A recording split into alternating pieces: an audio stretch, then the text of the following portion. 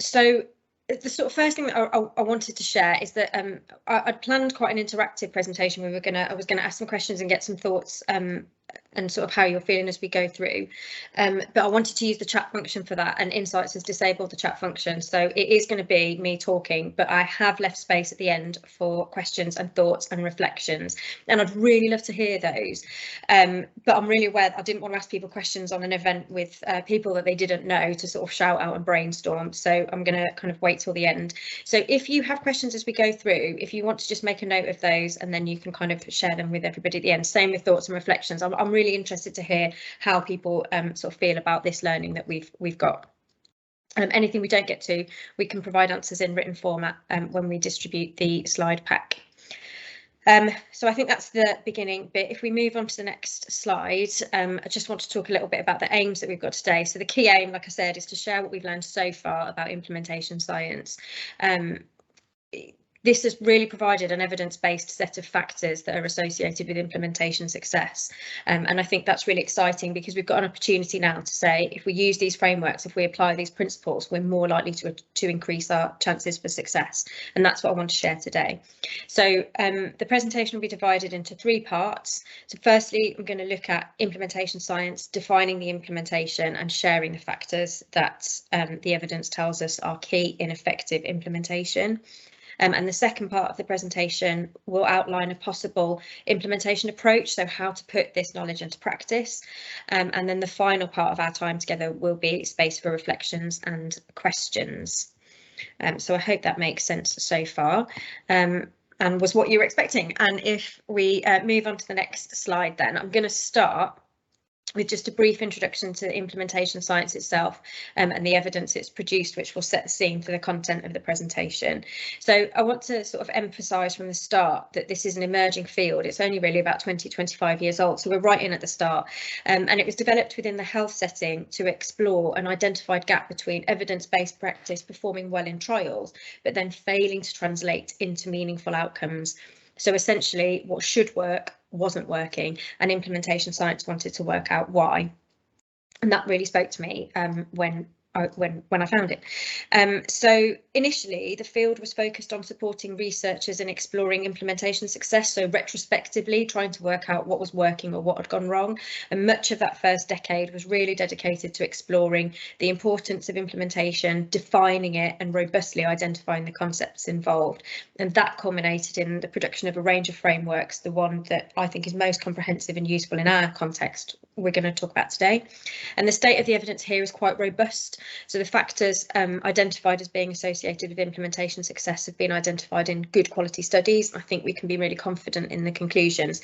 The only note of caution here that I think it's worth just kind of highlighting, and I think you'll spot as we go through, is that the framework hasn't really been explicitly applied to forensic settings. However, what's really important to note is that whilst the science was born in the health sector, it was always aiming for generalisable principles applicable to a range of settings. And the framework that we're going to talk about has drawn on evidence from health, but from justice and education settings as well. And I think when we look at these factors, I really think they're going to speak to you as practitioners. But I think that you can kind of see in the research that we would have done in our own field where that talks to implementation implicitly or explicitly, these factors apply. So I think we can have just slightly tempered confidence. It's worth mentioning, but I think there can be some confidence there. And then the second decade of research has focused more on the applications of that knowledge, providing frameworks for planning and supporting implementation. There's loads of evidence out there, lots of strategies and techniques, and it's often good evidence, but there's not quite yet the consensus like there is in the factors, which I think is exciting because it means that as we start to use the knowledge of implementation factors, we're increasing that knowledge base and we can apply it directly to our setting. So that sort of two-part story so far has informed the structure of the presentation today that I outlined in the aims slide. So if we move on to the next slide, my notes. Oh no, I'm so sorry. I can see a transcript on my screen. Okay, so going back to the earlier point there, about there being a gap between what evidence tells us should work and what does work. There was some time spent kind of working out the kind of things that go wrong, and I just want to touch on those now. So it's widely accepted, firstly, within implementation science, that without a focus on implementation, interventions are up to 50% less likely to achieve sustainable uptake and embedding. So in practical terms, high quality interventions or techniques are either not used or not used widely enough to be beneficial. So an example of that would be in the early 2000s, and a randomised control trial indicated a new treatment for bipolar disorder really improved mood, stability, social function and satisfaction with care, and that improvement was sustained over at least 3 years. This outcome was replicated in 2 more studies. It was endorsed by the American Canadian versions of NICE, and it came at no additional cost to the healthcare system or to patients. But within 1 year of those studies ending, and despite those high level endorsements, not one of the original sites or any wider healthcare settings were making use of the treatment, and that's just one example of a failed innovation. So quite often evidence-based practice just doesn't make it into widespread usage. The second kind of thing that goes wrong is that even when they do get picked up, research describes a 17-year odyssey to get interventions into routine practice, and that's at best an average. There's loads of examples of interventions within the health setting that are massively life-saving, utterly fundamental to health now, but took a really long time to get into practice. And examples would include penicillin and insulin, discovered well before they made it into general usage, and only made it into general usage because of external pressures to do so. So it's quite interesting to think that penicillin, for example, the usage was hastened by the need created by the Second World War. Without it, it might be that was still sort of quite peripheral. HIV and AIDS medication, there was massive external pressure to get something out there, and even that with that pressure took about 15 years to get into practice. So interventions either don't get taken up or they take a really long time to get embedded, and I think that kind of embedding process and being able to apply an intervention sort of effectively might be something that speaks to us as practitioners within the field. And then the kind of third thing that goes wrong is even where implementations do take root, approximately 17 years after that initial introduction, fidelity is often low and outcomes are still not quite what are expected, which takes us back to our original point about why implementation science was developed in the first place. So this is showing that in between design and outcomes, there are several factors that can get in the way of intervention success. I'm 100% sure that you can think of excellent initiatives in your own area of work which should be much more popular than they are, or should yield vastly better results than they do. And the knowledge from implementation science that we're exploring today can help to bridge that gap. So if we just move on to the next slide, we've just highlighted that where interventions do become embedded, fidelity is often low and outcomes aren't what is predicted. And I just want to pause here for a moment and focus on this, because I think this sort of slide and what we're learning here offers a really important and timely message that I think will really speak to practitioners here. So we know that fidelity is important. We know that delivery in line with evidence-based design is a key predictor of programme success. So once we've got an intervention in place and it's embedded, fidelity is vital, which is underscored in that kind of first quote sort of principle on the slide. But what we see with the second principle, and I think this is just so important, and this is what I hope will speak to us, is that fidelity is only half the story.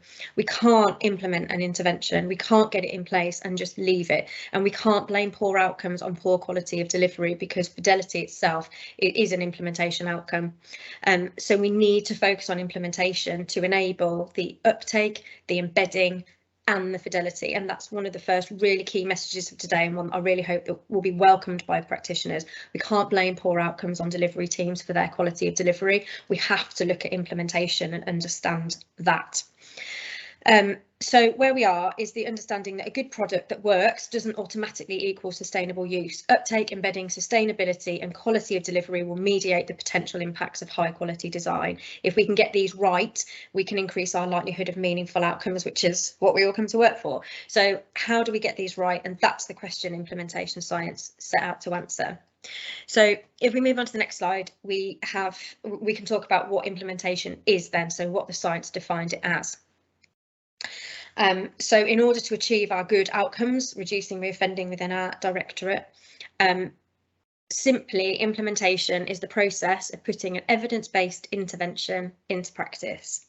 And into practice, thinking about what we've just spoken about, is full uptake and delivery with integrity by skilled practitioners in a supportive environment.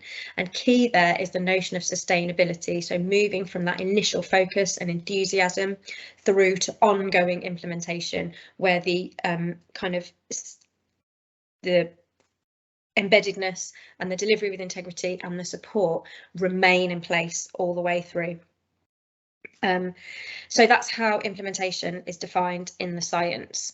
And I just want to kind of highlight with a visual on the next slide the key focus there on sustainability, that we've got that initial process, but we want to keep all of that embedding, uptake, sustainability, support, all of that in place all the way through. And we can only be successful in implementation if we pay attention to those things. So I think what's really important, I think, going forward for us is to remember that quality of delivery is one of the outcomes from implementation. We will be talking about how that's going to require a real joint approach. That's kind of a key message. And the sort of key thing here is that it's ongoing and it can't be left. It's a shared responsibility. So Becca, Kirsty, can I just check in so far if I've covered what I said I was going to cover and if what I'm saying makes sense? Yep, all makes sense to me. Great. Yeah, absolutely, Jen. I just wanted to flag there was a hand up earlier that's now gone down. So I didn't know if you wanted to open to questions now or wait till the end. Well, because I've not done these kind of things before, I'd normally say wait until the end. But if people have got thoughts so far on what we've got, if anyone has got any questions, then yeah, that would be welcome. Thanks, Kirsty. Great. With hands, other than that, I'll wait for you to pause and just flag if I've seen any hands in the meantime, if that makes sense. Great. Yeah, that'd be brilliant. Oh my gosh. Hi. So I can see a John Preston. Hello. Hello. What are your thoughts? You've used the word fidelity a few times. I was just wondering if you could kind of define that and kind of expand on that. Yes, I can. So I'm so sorry. So fidelity is delivery in line with design. So it's delivery with integrity. So when you're putting an evidence-based design into practice, it's about ensuring that the delivery is always in line with that design. Does that make sense? Thanks, yeah. Cool. Any other questions or thoughts at that point? Okay. I think that's quite helpful, actually. So what I might do is move on to look at the factors that are involved in implementation, and then I'll pause again. Hang on. OK, so if we move on to the next slide, this is just a chance to pause. I think we're going to look at the principles now required for effective implementation. And I just wanted to put this slide in there to kind of sort of get you thinking about, as we do that, have a think about your own contexts and the principles, the factors that are involved that you think are strong in where you are and the areas that might need work. OK, so if we move on to the next slide.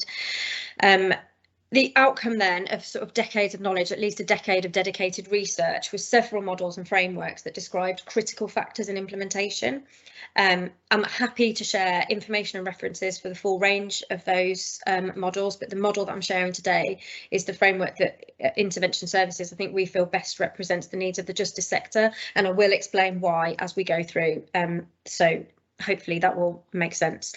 So this is the Consolidated Framework for Implementation Research. I'm going to emphasise from the start that there is a lot of information in this, and we are going to break this slide down over the next sort of 3 or 4 slides, so you will get a chance to have a look and you haven't got to peer too closely at your screens. This is all of the factors that have been shown to impact on effective implementation. I genuinely don't think that many of these factors are going to blow your minds. Sort of anyone who thinks about what supports implementation or is a practitioner, I think you will know this. I think what's really new and exciting here for me, what really spoke to me, is that this brings it all together. It's really comprehensive, and it has a clear and robust evidence base to empower us to use this knowledge. And I think what this gives us is the opportunity to say, if we're not covering these factors when we're implementing, we are at risk of being unsuccessful with our interventions. We've got more of an imperative to use it now, because if we do use these principles, then the chances are that our implementations will be more successful. Sort of a key thing that I want to talk about before we move into the factors themselves is just to say that this isn't a hierarchical or a linear model. This is more a brainstorm of factors that we would then sort of have to work out how to use. And And so that's just worth remembering. So the CFIR, as we're going to call it because it's quicker, consists of 5 domains or groups of factors, and we're going to break them down over the next slides. But just before we do that, I just kind of wanted to say why I chose this visual. I like this visual is that to me it's quite aspirational, because the intervention, which is the sort of the yellowy orange circle in the middle, is where we want it to be. It's heading into the organisation at the start of the implementation process, but here it is at the heart of the context. It fits right in, it's surrounded by what it needs, which is a supportive organisation, skilled, supported practitioners, and that's all regularly reviewed for that fidelity monitoring, so checking that delivery with integrity is happening, and continuing feasibility and fit, which I think is really going to speak to us as practitioners. So it's an aspirational model. So if we look at the next slide, we start looking at these in more detail. The first factor that I want to think about is the intervention characteristics. So the intervention here would be the thing being implemented, and what we would be aiming for is to get that embedded, like we were sort of saying with the definitions.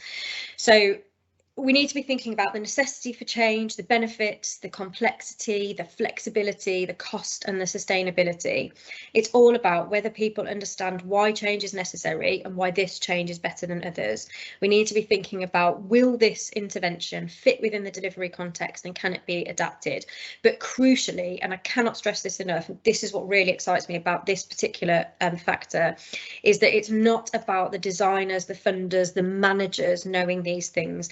It's about the people putting the implementation into place. It's about the delivery organisation and the clients knowing and understanding these things.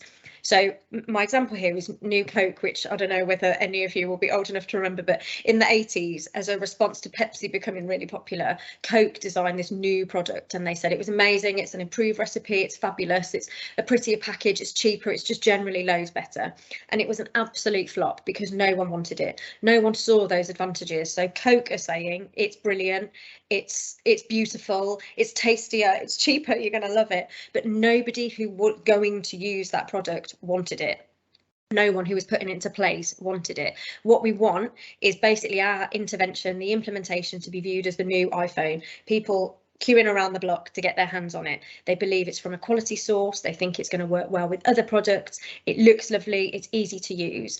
So it's all about the people doing the implementation understanding these characteristics and believing that the evidence is strong, that the intervention is applicable, that it's feasible and it fits within the existing context.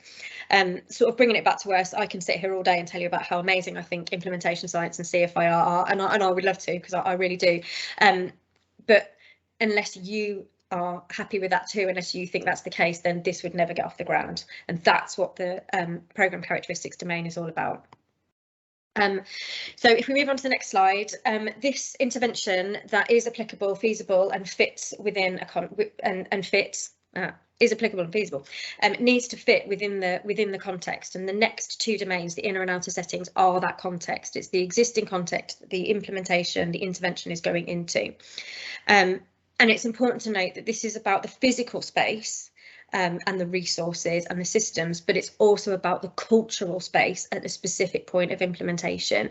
So within the MOJ, sort of inner setting is going to be the directorate the implementation is occurring in. And what we need to think about is how well supported and valued the delivery teams are, how well supported and valued the implementation and the intervention is going to be, how problems and conflicts are going to be solved, what's the readiness for that change, so what's the implementation climate. So how is it going to be prioritised over other products? What happens if there's problems? How's that going to be sort of sorted out? Do people feel ready for change, and are they comfortable? Is the resource and the infrastructure there? So basically, is the intervention going into an environment that will support it? And one of the key messages arising from the research is the massive importance of that organisational support. Vocal and cultural support, along with implementation, readiness and climate, have been shown to be really vital, and I'm going to come back to that point in a minute. The outer context within the CFIR is all about that wider context of delivery. So there's the specific delivery setting, and then there is the context in which that sort of setting sits. And this is about the external stakeholders and also the needs of the clients. So this this factor, the outer setting, that's one of the key reasons that we use this model. So a lot of the work that we would do within intervention services and HMPPS as a whole is going to involve supporting people to make a change, move away from offending. And key within that are the people themselves. Any model that doesn't take that into account would be incomplete for our purposes. And within implementation science, there were only 2 models which included that client need, and this one is more comprehensive. So that's why we have chosen this model. So the other thing that's really important to think about in the outer setting is external stakeholders and evaluation. So again, that's something that's going to be really important for us within the MOJ, because usually our interventions, our implementations will need to be evidence-based and evaluated. There are quite clear overlaps between the inner and outer contexts, and it may be that across different implementations you might have something that was an inner setting in one implementation become an outer setting in another. It doesn't really matter, I think, where you choose to put them. What's important is to be aware of both, and yeah, I think that's kind of the key thing there. And we need to be thinking about how teams are supported and what the incentives are to put this implementation in place. So if we move on to the last 2 factors, it's basically the who and the how. So these are about how the intervention gets into practice. So individuals are the people who are doing the implementation and experiencing it. So it's the practitioners, really similar to the context really, but focusing at the individual level. So that's really important. And the other kind of similarity I think that it's worth highlighting is, just like the intervention's characteristics, this isn't about designers and managers saying, yes, no, we have provided an absolutely incredible training package, all of our individuals are thoroughly ready. It's about practitioners' individual perception of their knowledge levels, of their effectiveness, of their understanding of the training package. And it's also about how they are feeling within the organisation that they are delivering with, so within that context at the time of implementation. So their levels of commitment, their feelings of value, their levels of resilience. So it should be really clear here, I think, that ongoing support might be just as necessary as initial training. Going back to a point I said I'll come back to earlier, it's really important to note here that quite a lot of research has demonstrated that there is a really mediating effect of organisational support on this individual domain. So you can have people coming out of training saying, oh my word, I absolutely love this. You know, they do think that the intervention is applicable, feasible, it fits within the organisation, and they think that they can be a part of that and are ready to go and deliver. But if people are going back to an unsupportive organisational context, the effects of those kind of feelings, they go away. And I've got some really good references on that if people are interested, because I think that's a massive thing. So it's really worth bearing in mind. So we need to look at the context of delivery from the individual level all the way through to the external stakeholders, is what we're sort of saying so far. So it wouldn't be enough to tell people they're trained and ready to go. You've got to ensure that people themselves feel believe that, strategies to support people to believe that. And then the final kind of factor to think about, but again, definitely not the least important, is the process, is how we get the intervention embedded into that context with into that supportive context with those sort of people who are ready. And the key things to think about there are planning, which I'm going to come back to with the strategy that we look at, engaging people, and I think we can see why that would be really important given the intervention characteristics and the individual's domains. It's about ensuring that you do follow that plan through, and that really importantly, reflection and review. And what you're going to see in a short while when we move on to a strategy is those sort of things within the process kind of made real. So hopefully you can see it's not a linear model. You can see how these things would impact on each other, the links between domains, the impacts on each other, as we have spoken through. And if we go back to, or if we move on to the next slide, if we go back to that kind of initial visual, I want to kind of bring it together a little bit. So you need an intervention that people within the delivery organisation feel is applicable, feasible, and will fit within their routine. So it's a beneficial change from a good source. It needs to be going into a supportive environment with clear lines of accountability and responsibility, appropriate resourcing and cultural support. And it needs to be delivered by practitioners who are not only trained and supported, but who feel effective, valued and ready. And that process needs to include planning, engaging and review. So to bring it all together, I love my health metaphors. I like to think of it as like a transplant.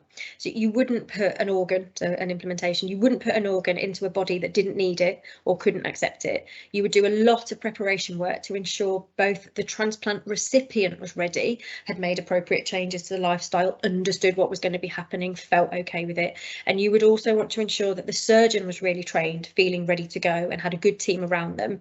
And once that process and the procedure was complete, you would review how that had gone, and you would keep reviewing across a period of time.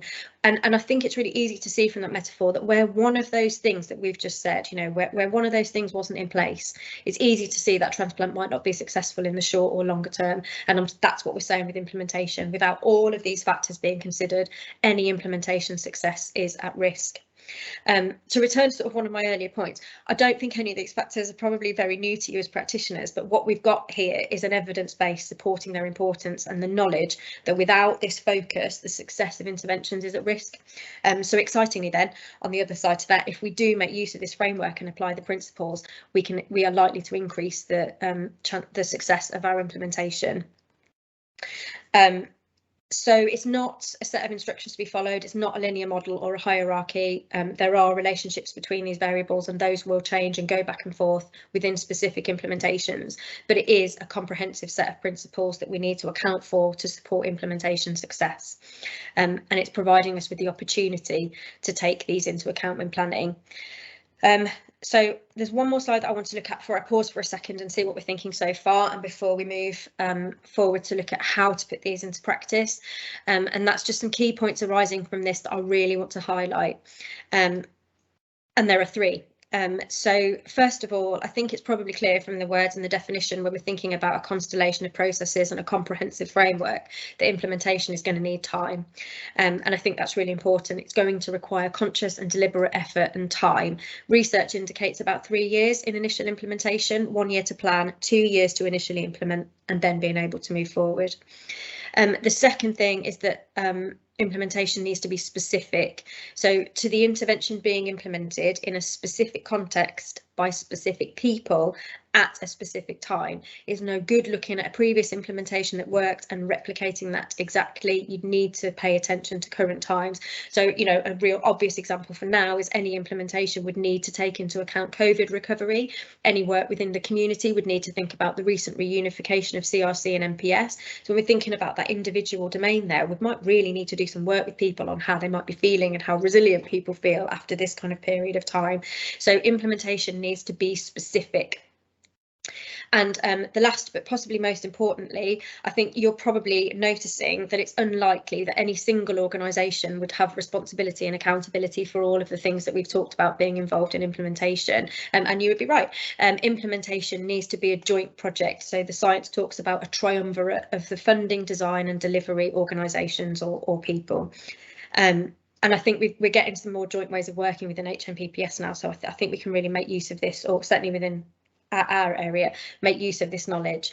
So in summary, implementation is the critical process of getting an evidence-based design into ongoing sustainable delivery with Fidelity. And factors that have shown to be associated with implementation and to support uptake, embedding and quality are delivery context, from the delivery unit to the wider social context, the individuals involved in delivery, including the clients and the practitioners, and the process by which we get the implementation embedded. Those factors together will strongly influence the delivery of an intervention and impact on overall outcomes. So there's loads of information there. And I want to pause for a second before we move on to sort of the next bit, which is to look at how we could put that into practice and see what people's sort of thoughts are or questions are so far, or if anyone has any.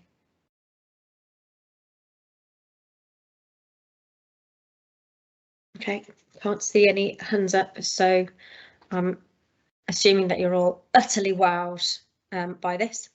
And we're going to move on to look at amazing, Becca, I've just seen the slide come up, about how we could use this knowledge then, so how we could put it into practice. And the evidence that we've looked at sort of clearly suggests a staged approach, such as the one outlined here. So this would be an implementation strategy. like I said, sort of at the beginning, there's less consensus on exactly how to use this knowledge. But this strategy that I'm outlining here, each stage of these has been defined as essential in the research so far. So this kind of, I think, is what the evidence tells us should provide the most opportunities to deliver those good outcomes and positive evaluations. And I think it's probably important to note, if you're looking at the visual with the whole sort of all of the stages included, rollout doesn't take place till about halfway through the process and is followed by clear reviews and a concrete kind of final outcome before moving into ongoing sustainability. So this is really putting into practice, I think, what we've been saying is important all the way through. You'll also see that there's arrows going sort of back to other stages, because there should be clear decision points at each stage before moving forward, and there should be opportunities to kind of move back through the stages if necessary. So if we break this down a little bit like we did with the CFIR and have a look at the stages, so there's kind of 3 stages with the 6 stages altogether, but the kind of 3 stages that they fall under. This would be the pre-rollout stage of an implementation strategy, and there's the 2 bits to that are an organisational readiness review and an implementation blueprint, so a plan. So what's really important to think about with the organisational readiness review is this really links to the specificity principle just noted. So the organisational readiness review would provide information about the people who will be implementing the design and the context that they will be doing it in, and how applicable and feasible the design is in that current context by those current people. So it should explore the barriers and facilitators to implementation using those CFIR factors.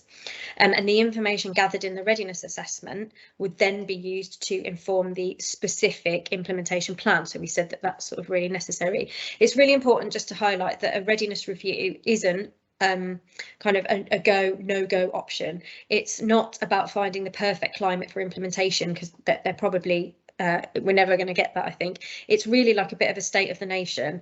It's about an opportunity to objectively describe the implementation climate using the domains of the CFIR, and work out where there are real facilitators, so where the organisation is ready and where there might be some barriers or some issues or some problems or some opportunities to really sort of support and shore up that implementation plan. So the next stage then would be the planning stage. There is a really strong consensus in the literature that planning is absolutely vital. There is no shortcut, it has to happen. And the key planning task is to develop an implementation plan, which is informed by that organisational readiness review and which outlines implementation outcomes. And it's really important to stress implementation outcomes aren't reducing reoffending, that comes later on. Implementation outcomes are feasibility, fit, fidelity and sustainability. And there is a real literature base on planning and implementation strategies, and again I'm happy to share what we've seen so far.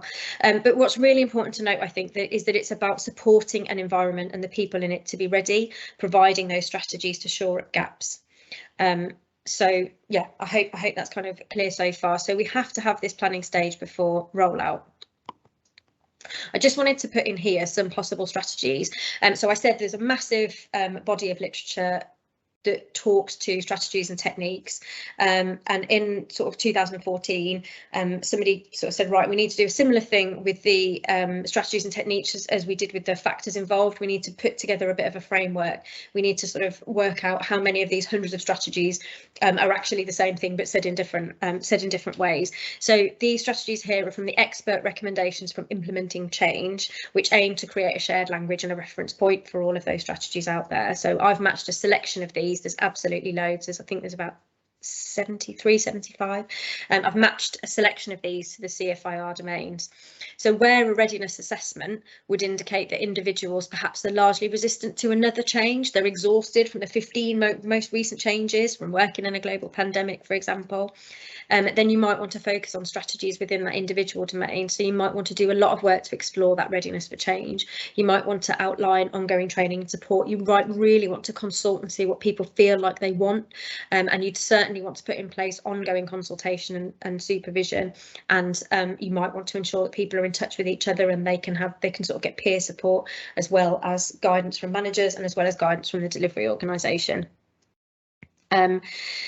Where the program design that is utterly brilliant just isn't going to fit within the organisation that it's being implemented to. You might want to look at the program characteristics domains or set of strategies and think about where you can be adaptable and where you can't be adaptable. You might want to co-produce then a little bit more so that you can work out sort of increase feasibility and fit. So there's hopefully what you can see there is that the sort of organisational readiness assessment will support and inform the implementation plan, the blueprint, and that there are a range of strategies that you can use to kind of really make this plan specific to the implementation that's happening at the time. So once you've got your implementation plan in place, then you are ready to roll out, and that also includes 2 stages, which would be the pilot and then the initial wider scale expansion, so the initial implementation. Again, the pilot stage is seen to be essential, and it's an opportunity to highlight any issues, iron out any issues, develop strategies to simplify execution, share any key strengths, and think about that wider scale expansion. It can also assist in refining that implementation plan, so you might end up kind of going back round to that stage. Pilot should also include outcomes and a stage to explore what's working and what needs to be incorporated into systems and processes. And it should include a whole process rehearsal. So whatever support is given in the pilot to the pilot delivery sites should also be given in the wider scale expansion in the initial implementation. So there should be decision points for progression at each of these stages. So if the pilot is going really, really well and working, we feel ready for the initial implementation, then that's great. But if issues have arisen, then there needs to be time in the plan to deal with those, to iron out those issues before moving on to wider scale expansion. And once we have moved into wider scale expansion, then we will start thinking about our implementation review. So our final kind of slide here, we're into the review and sustain stages. And the implementation review, like I said, will review implementation outcomes. So what we're looking for is fidelity, fit, sustainability and embedding. And unless you, it's sort of some research really clearly says, unless you are ready to move into ongoing sustainability, then you remain in that initial implementation period. So that there's kind of a full stop there. And where you are ready to move into the next stage, and I think practitioners will probably really like this, there needs to be a bit of a full stop and the foundation for the ongoing implementation stage, which I've kind of described as a joint protocol. So this would be the point at which you finalise management manuals, outline lines of responsibility and accountability for all standards, and that has to be agreed, either thoroughly agreed or not necessarily agreed but understood by design and delivery organisations, and this is the foundation for the ongoing implementation phase, and it's only then that you can start doing your ongoing fidelity monitoring, such as quality assurance. So I think you can sort of clearly see that there's overlaps to stages there. It's not necessarily entirely that kind of linear full stop, but the main message I think is that all of these stages need to be in place, and it would need time to happen, and there would be a joint responsibility there. We all need to be doing this together. So this strategy that we're outlining here is one possible strategy, but it feels like a really helpful way to move into ongoing sustainability and good outcomes. So in summary, implementation science has given us an evidence base for all those things that we know impacts implementation, and I'm sure you've experienced within your own work. And this means we've got the knowledge then and the impetus to improve our implementation and ultimately our outcomes by using a strategy, and we've suggested one here, but I think, you know, it is probably worth thinking about how that would fit in your own organisations. And that is the presentation for today. So what I'd really like to do is see if people have any questions or thoughts or reflections.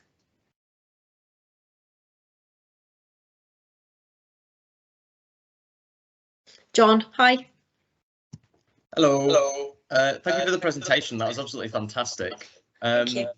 So I'm an analyst, and I wanted to ask, do you think that existing approaches to appraisal and evaluation need to learn from implementation science?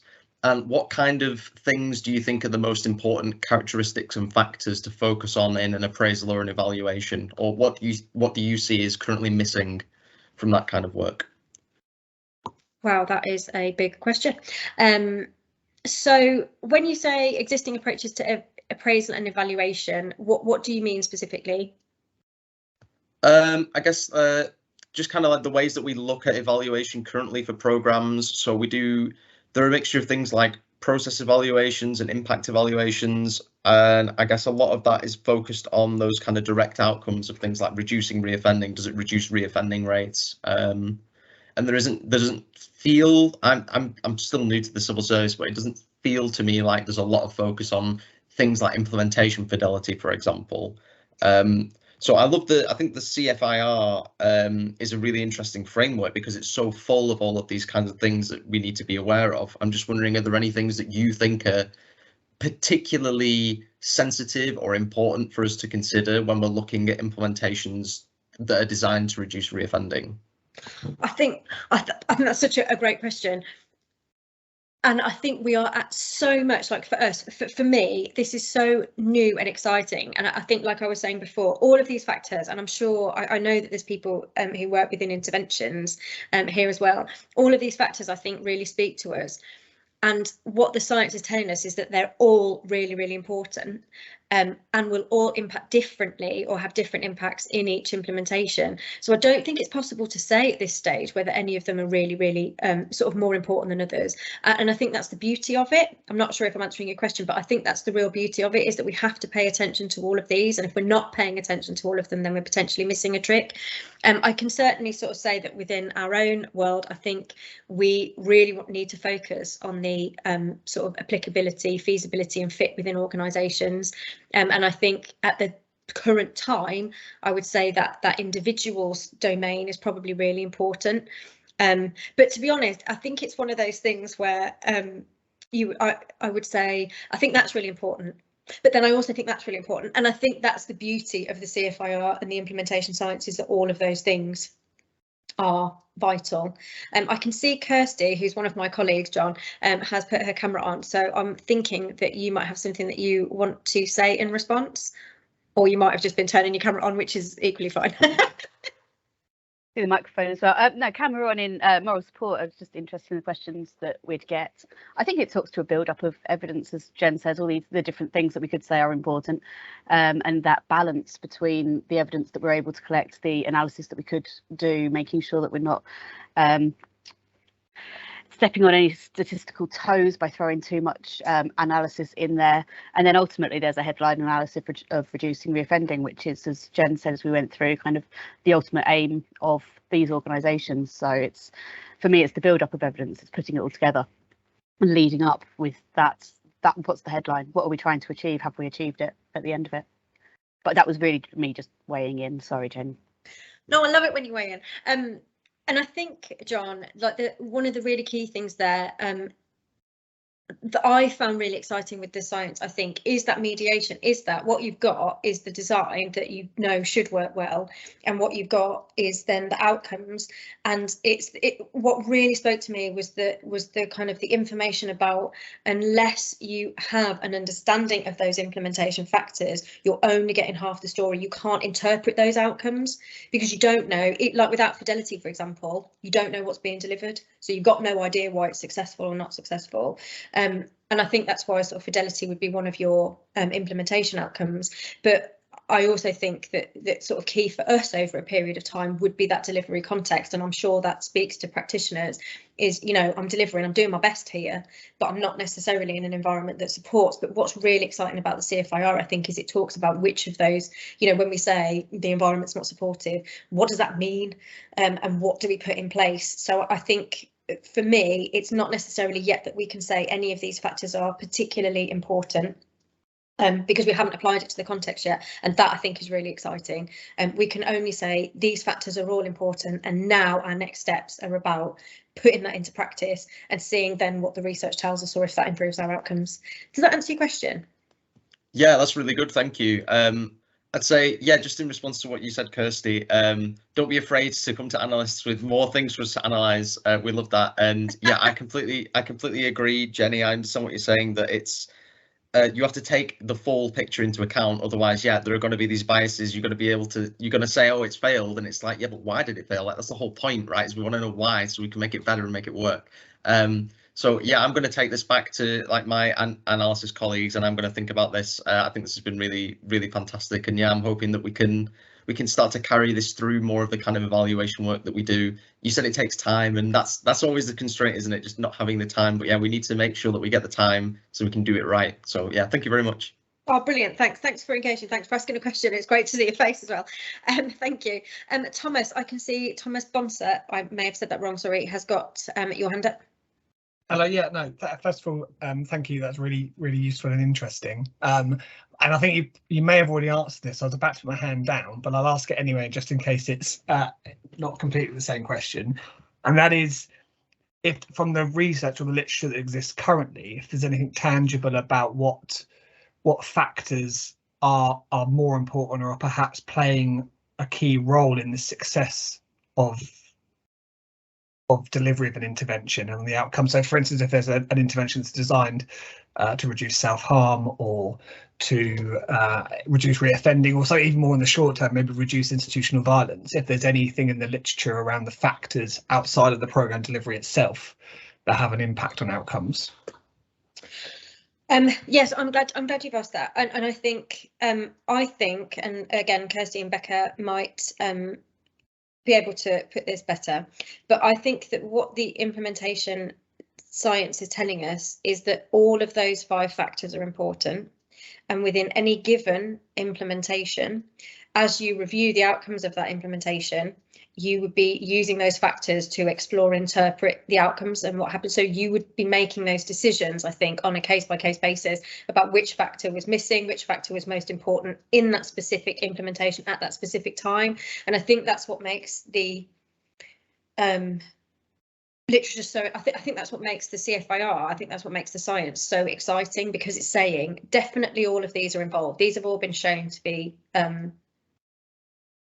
to be involved in implementation.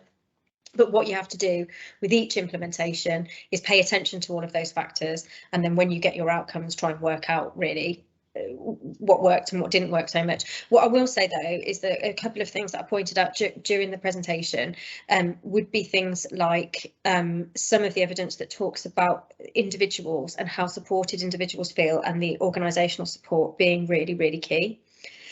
So I think I'd said that you can have individuals who feel super committed and super confident at the end of a training package, who then go and deliver in an unsupportive environment, and that sort of benefit is completely mitigated, goes away, and we'd need to look a little bit there about what that was about, what sort of happened there, because all of these concepts, and that's, I think, again, the thing that's really exciting about the science, is that all of these concepts can mean different things to different people at different times, and we need to create a shared language and understanding to then be able to use that information. I know what I'm saying in my head, Thomas, but I'm not necessarily sure if that's coming out. Again, Kirsty and Rebecca, don't think I've ever called you that. Kirsty and Becca, do you have any follow-up to what I've said? I don't think so. Just it's, for me, this is all about mindful attention. I think when you look into it, and one of the things that I know Jen and I kind of were quite excited about when we first saw it is it's all bits that when you think about it, you go, yes, that all adds up and makes sense. And I think for me, it's that mindful attention as you go through on trying to understand the key areas, if that makes sense. But yeah, that's the only thing that I would build on there. Thank you. I was just going to say, that's really helpful. I think it provides me with a bigger headache when thinking about evaluation, and how you evaluate the impact of a product on an outcome and why it may or may not be effective, and how you might try and conclude the role of external, things that maybe you perhaps can't control. You can control, can't you, program integrity to an extent, maybe more so than the cultural factors or other factors that are quite hard to shift in the immediate term. So it's definitely a lot of food for thought for me. So thank you. Do you know what? That's such an interesting point as well, because I think it is very clear that it is not like we're saying, it's not a linear model, it's not a set of instructions, and that does, you're absolutely right, provide us with headaches. It also provides, I think, that sort of massive opportunity, because we know that we need to take all of these things into account, and we are going to have to take the time, because there isn't an easy fix. But I think that message in itself is really exciting, because we want one, but we can't have one. So we are going to have to pay this attention. We are going to have to make a deliberate and conscious effort to sort of work stuff out. And I think for me, that is what makes it exciting, though I do totally get that it would be easier if it had provided a sort of a linear model.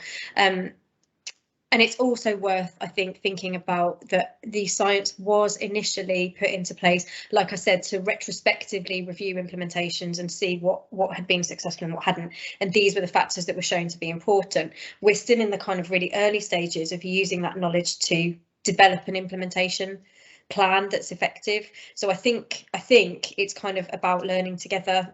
So I don't think there are any easy answers, but I will also stress that I'm not a massive expert on this. This is kind of new to me. I'm sharing my excitement, but my knowledge levels probably aren't quite as high as my keenness. But I do hope that was helpful. It was, thank you. Thank you. Samantha Ainsley, I can see you've got your hand up as well. Hi. So I'm a senior lecturer based at Sheffield Hallam University, but previously worked within probation for a long time. So a lot of what you spoke about, Jenny, today really resonated with me in relation to myself and other colleagues at Hallam undertook an evaluation of the implementation of a supervision framework and related training package in what was MPS. And one of the things that really stood out within our analysis was how much our participants had spoke to us about the fact that they were positive about the training that they'd received, but then it just dropped off sharply afterwards, and they spoke to us volumes about the fact that there was no sort of follow-up to the training, that they didn't feel that they were talked to by senior leaders about how implementation was going and what the barriers were. But they also spoke to us an awful lot about feeling unsupported more generally. So all the I've not come across that model before, so thank you, that was really useful and has got my brain firing in lots of different ways to go back to our evaluation and look at things from a different lens. But I guess my question is around, given the importance of the supportive environment, what communication is there going on? And forgive me because I lose track of the complexity of HMPPS structures now that I don't work in it anymore, but all the things that you were saying about the need for follow-up, the need for supportive environments, how does that link into learning and development and continuous professional development and all of those things that exist? Please tell me that there is communication between the two. So tell me again what you mean. So are there links between a specific implementation and wider CPD?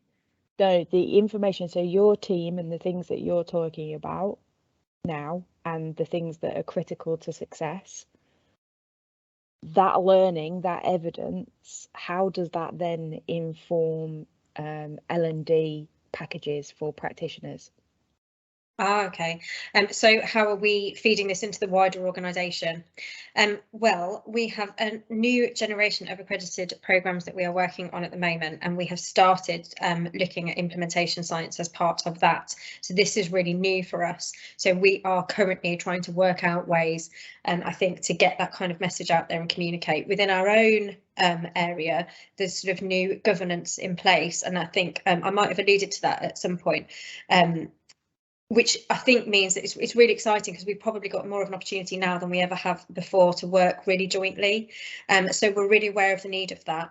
And Kirsty, who is one of our senior leaders and our senior management team, are working with our deputy director to work out ways to take that forward. So that's way beyond that's way beyond me, but we are sharing the message. We are really keen to get it out there.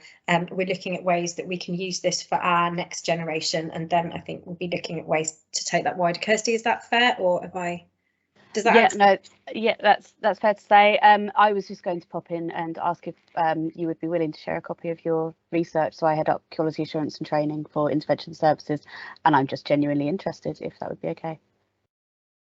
Amazing. I'll try and make contact somehow. I'm not sure, but I'll get in touch.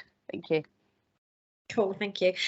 Just picking up on that point, Samantha, and I think Thomas, something that you were saying as well, and probably John, I wanted to kind of go back to, is that as well as helping us to think about kind of strategies, and that we're talking here about there being a real imperative to make use of this knowledge, I think it is also really helpful when we are looking at implementations and the state of existing implementations or implementations we've had in the past, just using this framework, I think, to help us to interpret. So it does tell us, I think, that we need to make use of it, but it also does just give us that information to help us to interpret sort of a little bit more. Thank you. I can see Laura Gare. I think I recognise your name. You've got your hand up. Hiya, yeah, can I just check you can hear me okay? Because I'm having some internet problems, I think. Yes, can hear you. Oh, yeah, bro. Yeah, so I guess you've talked a lot about sort of organisational support and the culture of the environment that something's been implemented into. And I guess from my own experience, that is like a key issue, I think, in terms of programmes. So I guess it's all well and good knowing that that's an important factor, but you know, are there any thoughts around strategies to try and improve that within establishments? Like how that can be managed, I guess, is my question. Yes. So do you mean, so because we're talking about our next generation of interventions, or do you just mean generally? Yeah, probably a bit of both. I think. Oh, sorry, Jen. No, I was just going to say, I think with the science, it's making sure the messages are going through and being heard, and using the proxy measures that we've got centrally, and using our engagement to kind of to build on what is happening in establishments, make sure that people are getting the support, or do what can be done from kind of within the framework with what we're able to do to then enable. So we're focusing in here today on this is kind of the theory of it, this is where we're going with it, but absolutely it should now be about how do we implement this, how do we make sure that this is landing and we're able to follow through on kind of this science, these strategies and things like that. Sorry, Jen, didn't mean to talk over you there. No, it's really helpful. I can quite well imagine. I know I'm bored of hearing the sound of my own voice. I'm sure everyone else is. I think it's what's really exciting, I think, and Laura, because you mentioned establishments, I think you've probably worked within interventions, is going right back to what we were saying at the start, is that we look often, particularly in intervention services, and obviously my role is about thinking about quality of delivery and fidelity. And I think what's really exciting is that we're now able to say, okay, so when we get these results on fidelity, these are the things that might have impacted on that, and it's building a framework that supports quality of delivery as an outcome. So yeah, we absolutely want to take it wider, and I think one of the first things that we're trying to do, certainly what I'm trying to do, is to think about the language of the CFIR and the sort of the definitions of implementation, and sharing those more widely, so that we within intervention services, interventions delivery organisations more widely, and then, you know, hopefully even wider than that, have that real shared understanding of what implementation is. And why it's important and the factors involved, and then I think we can start really looking at the strategy. So I feel like, similar to what we've been saying all the way through, it might take some time, but 100% I think this to me feels like something I've been waiting for 15 years, to finally be able to articulate what it is that leads to quality of delivery and therefore good outcomes, and then really start putting strategies in place to support people. So 100%. And one of the things that I know we're really shouting about with the next gen is the value of the individuals and what we need to do to support individuals when we put the implementation into place. So I hope that answers your question. But I think Kirsty answered it pretty well, which was just a yes. We know we need to take it forward, and what we are planning. Does that answer your question, Laura? Yeah, I think so. I think it really resonated with me when towards the start you were talking about how Fidelity is only half the story. So, I do work in programs. It was sort of like, we can do as much as possible, but actually if all that other stuff isn't in place, sometimes it feels like you're hitting your head against a brick wall. Yeah. So it's good to know that, that's something that's recognised as being really important and is being focused on. I guess it's just sort of that wider support, isn't it? Thank you. Massively, and that's what really, I'm really glad that spoke to you, because that's what really resonated with me, and that's what I was really hoping that you guys who were here today, who are delivery practitioners, would pick up on, because obviously if you do know me at all, you would know me from quality assurance. I'm looking at Fidelity, I'm rating and assessing Fidelity, and what we're sort of trying to say is we completely are getting our heads around the idea that quality of delivery is not the sole province of a delivery team. It's a shared responsibility, and that is one of the key sort of messages for today. So one of the things that we're really keen to take forward. I'm really glad you picked up on that. I'm really aware that I've kept you for 4 minutes longer than we originally promised. Does anybody else have any questions or thoughts before we close for today? I can't see any other hands up. We will distribute the slides, and I think sort of either quality assurance or my email will be on there. So if anybody does have any further thoughts or questions, I'd be really interested. I can't stress enough that we are learning.